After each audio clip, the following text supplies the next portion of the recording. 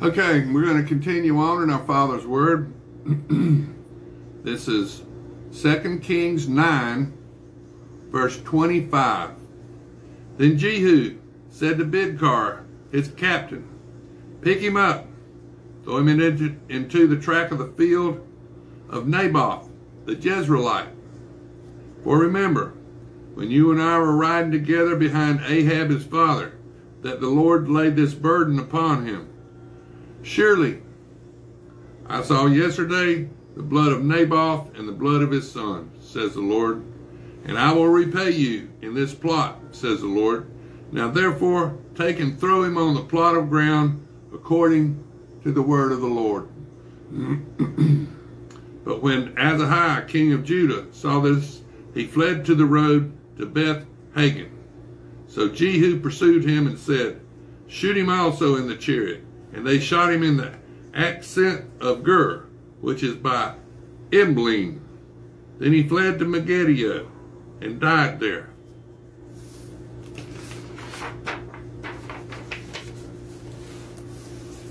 And his servants carried him in the chariot to Jerusalem and buried him in his tomb with his fathers in the city of David.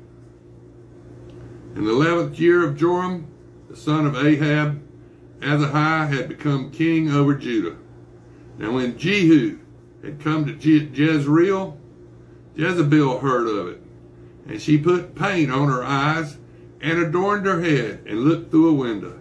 Then as Jehu entered at the gate, she said, "Is it peace, Zimri, murderer of your master?" And he looked up at the window and said, "Who is on my side? Who?" So two of the three eunuchs looked out at him. Then he said, "Throw her down." So they threw her down, and some of her blood splattered on the wall, on the horses, and they trampled her underfoot. And when he had gone in, he ate and drank. And then he said, "Go now, see to this accursed woman, and bury her, for she was a king's daughter." So they went to bury her, but they found no more of her than the skull and the feet and the palms of her hands. Therefore they came back and told him, and he said, "This is the word of the Lord, which he spoke by his servant Elijah the Tishbite, saying, on the plot of ground at Jezreel, dogs shall eat the flesh of Jezebel, and the corpse of Jezebel shall be as refuge on the surface of the field, in the plot at Jezreel, so that they shall not say, 'Here lies Jezebel.'" And this is 2 Kings 10. Now Ahab had 70 sons in Samaria, and Jehu wrote and sent letters to Samaria, to the rulers of Jezreel, to the elders, and to those who reared Ahab's sons, saying, "Now as soon as this letter comes to you, since your master's sons are with you, and you have chariots and horses, a fortified city also, and weapons, choose the best qualified of your master's son, set him on his father's throne, and fight for your master's house." But they were exceedingly afraid, and said, "Look, two kings could not stand up to him. How can we stand now?" And he who was in charge of the house, and he was in charge of the city, the elders also, and those who reared the sons, went to Jehu, saying, "We are your servants. We will do all you tell us, but we will not make anyone king. Do what is good in your sight." Then he wrote a second letter to them, saying, "If you are for me and will obey my voice, take the heads of all to Jezreel by this time tomorrow." Now the king's sons, 70 persons, were with the great men of the city who were rearing them. So it was, when the letter came to them, that they took the king's sons and slaughtered 70 persons, put their heads at Jezreel. Then a messenger came and told him, saying, "They have brought the heads of the king's sons." And he said, "Lay them in 2 heaps at the entrance of the gate until morning." So it was in the morning that he went out and stood and said to all the people, "You are righteous indeed.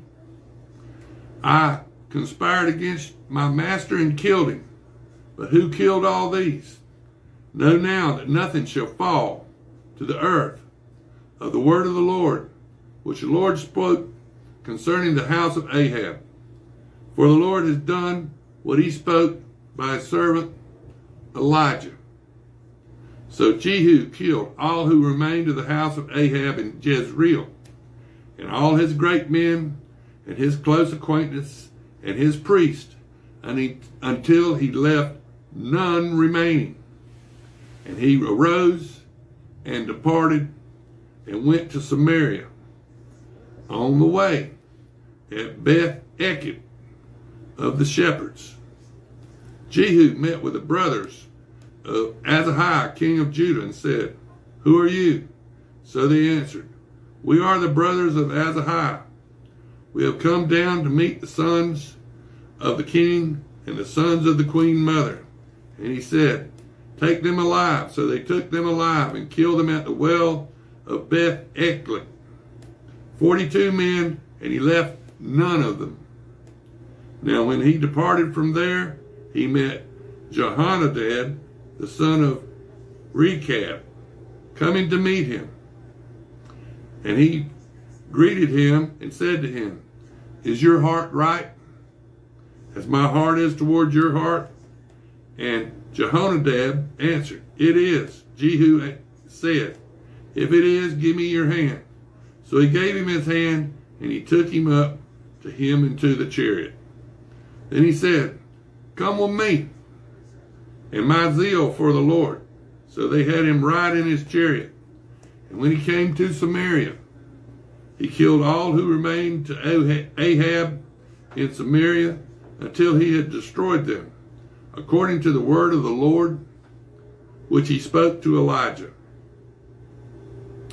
Then Jehu gathered all the people together and said to them, "Ahab served Baal a little. Jehu will serve him much. Now therefore call to me all the prophets of Baal, all his servants, and all his priests. Let no one be missing, for I have a great sacrifice for Baal. Whoever is missing shall not live." But Jehu acted deceptively, with the intent of destroying the worshippers of Baal. And Jehu said, "Proclaim a solemn assembly for Baal." So they proclaimed it. Then Jehu sent throughout all Israel, and all the worshippers of Baal came, so that there was not a man left who did not come. So they came into the temple of Baal, and the temple of Baal was full from one end to the other. And he said to the one in charge of the wardrobe, "Bring out vestments for all the worshippers of Baal." So he brought out vestments for them. Then Jehu and Jehonadab, the son of Rechab, went into the temple of Baal and said to the worshippers of Baal, "Search and see that no servants of the Lord are here with you, but only the worshippers of Baal." So they went in to offer sacrifices and burnt offerings.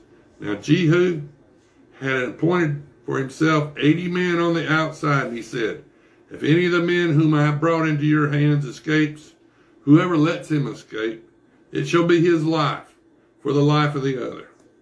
Now it happened, as soon as he had made an end of the offering the burnt offerings, that Jehu said to the guard and to the captain, "Go in and kill them.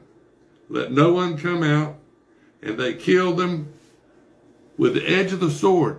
And then the guards and the officers threw them out and went into the inner room of the temple of Baal. And they brought the sacred pillars out of the temple of Baal and burned them. Then they broke down the sacred pillars of Baal and tore down the temple of Baal and made it a refuse dump to this day.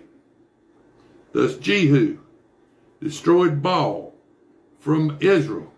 However, Jehu did not turn away from the sins of Jehoram, the son of Nebat, who had made, or Jeroboam, the son of Nebat,